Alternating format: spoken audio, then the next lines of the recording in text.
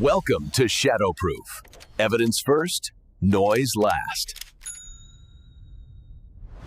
Modern cruise ships are equipped with sophisticated watertight compartment systems designed to isolate flooding. These compartments function like bulkheads, creating sealed sections to prevent water from spreading throughout the vessel. The decision to barricade in a large interior space like a ballroom represents a calculated shelter-in-place strategy. Such spaces often have higher structural integrity and may contain emergency supplies or communication points. This contrasts with abandoning ship, which carries risks like exposure, hypothermia, or separation from rescue. The 72-hour time frame indicates a scenario where the ship remained partially afloat but unstable, requiring endurance. Survival in such conditions depends on managing limited resources, maintaining warmth, and monitoring the ship's status. The ship-wide alarm is a standardized maritime distress signal, triggering immediate crew response protocols. Progressive flooding events differ from sudden catastrophic sinkings in a critical way. Water ingress is typically gradual, allowing for a methodical evacuation procedure to be followed. This measured process, however, creates a deceptive environment for anyone who remains on board. The ship's stability degrades incrementally,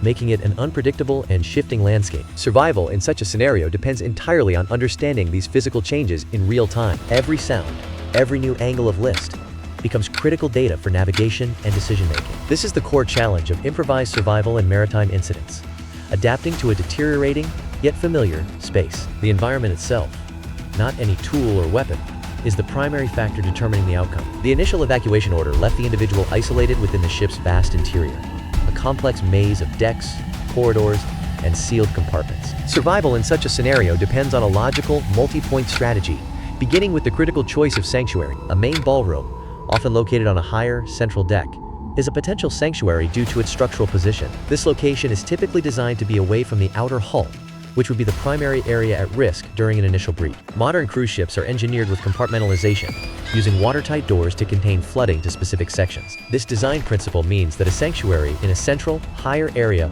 could remain secure, even if lower or outer compartments are compromised. The choice reflects a basic survival pattern, seeking a defensible position with reduced immediate threat from the primary hazard. In maritime emergencies, central locations can also offer better access to internal communication systems and emergency supplies. The space was large and open, with identifiable structural points that provided orientation. Critically, it contained resources, fresh water in sealed dispensers or bars, and linens and drapes that could be used for insulation. Sometimes, food from prior events could also be found among these supplies. The primary threat then shifted from drowning to environmental collapse. This included risks like flooding, which could compromise the integrity of the space. Loss of power was another major concern, plunging the environment into complete darkness. Hypothermia became a significant danger due to dropping temperatures and moisture. Securing the environment against these factors was the new critical objective. Barricading doors was a critical first step to slow water ingress, buying precious time. All available fresh water is gathered into one secure container to prevent contamination and monitor supply.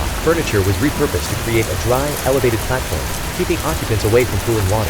This elevated position also helped conserve body heat, a key factor in survival during extended exposure. As power failed, managing light sources became crucial for safety and morale. Emergency lighting, like flashlights or glow sticks, has a limited battery life that must be rationed carefully. This resource management extended to signaling for help, using light in deliberate patterns if possible. These actions form a standard survival protocol for flood or storm-related isolation events. In survival situations, reflective signaling is a documented technique using available materials like mirrors, metal, or glass. This method can create visible flashes through windows or ventilation shafts to attract attention from a distance. Rationing discovered resources becomes a critical calculation when rescue timelines are unknown. Survivors must estimate daily intake based on available supplies, balancing immediate needs against potential extended isolation. This rationing process involves psychological discipline as well as physical calculation. Many survival misconceptions exist about how long humans can endure without resources. Actual limits depend on numerous variables, including environment, individual physiology, and available shelter. Documented cases show significant variation in how different individuals respond to similar deprivation conditions. Much remains unknown about human endurance limits in extreme confinement scenarios.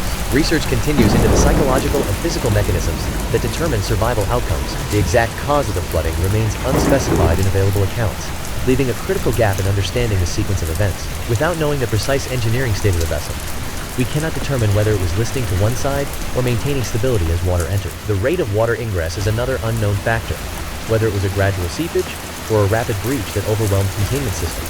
Which systems remained functional during the flooding, like pumps, communications, or emergency lighting, is not detailed in these accounts. The individual's exact path to the ballroom is undocumented, leaving their navigation through potentially compromised corridors unverified. Their physical or medical state during this movement is also unspecified, which could indicate injury, disorientation, or other impairments affecting their decisions. In maritime incidents, understanding water ingress patterns helps reconstruct events. But here, the flooding mechanism remains ambiguous. This lack of specific engineering data creates challenges for accurate reconstruction of the vessel's final moments before reaching the ballroom area. A common misconception is that ships sink dramatically, with their bows pointing skyward. In reality, many flooding incidents allow vessels to remain partially buoyant for extended periods. The primary danger isn't immediate submersion, but the gradual deterioration of the internal environment. As flooding progresses, systems fail. Electrical shorts create fire hazards, and ventilation collapses. This creates uninhabitable spaces, toxic air, extreme humidity, and rising water pressure on bulkheads. Unlike cinematic portrayals, real maritime emergencies often involve this slow, systemic breakdown. The psychological toll compounds as occupants face prolonged uncertainty in deteriorating conditions. This pattern occurs across various vessel types, when watertight integrity is compromised gradually. The concept of a ghost ship, silence, is a common misconception in maritime disaster narratives. In reality, a flooding vessel becomes an intensely noisy environment. Structural stress produces distinct groaning sounds from metal under immense pressure. The influx of water creates a constant rushing noise as compartments fill. Emergency alarm systems activate automatically, adding to the auditory chaos. Loose equipment and cargo shift violently, creating braking and crashing sounds throughout the vessel. This account provides concrete lessons in survival psychology under extreme duress. It emphasizes the importance of preparation for catastrophic scenarios where sensory overload occurs. This principle of situational awareness over panic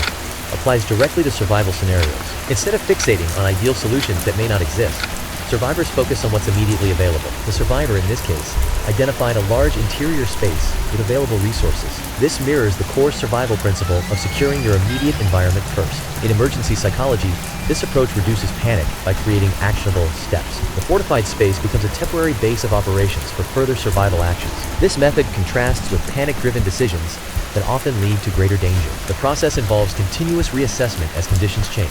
This principle of environmental awareness applies directly to human relationships and social spaces. In social or domestic settings, noting available resources like a private room, a separate phone line, or a trusted neighbor can become a passive safety skill. This is not paranoia, but a form of situational awareness that can reveal hidden utilities and potential vulnerabilities within familiar environments. The concept extends to understanding the hidden dynamics within relationships, where power imbalances or secrets can create unstable environments. Just as survival strategy changes from 3 hours to 72, the strategy for navigating a deteriorating relationship or a concealed betrayal must also adapt to its timeline. A short-term crisis demands immediate action, while a long-term, hidden situation requires a plan for sustained caution, resource management, and eventual resolution. Securing water sources represents a fundamental survival priority, demonstrating foresight when immediate escape is impossible. Creating stable shelter is not just about immediate comfort, but a calculated investment in preserving energy and health over time. Preparing signaling materials, like arranging rocks or creating smoke,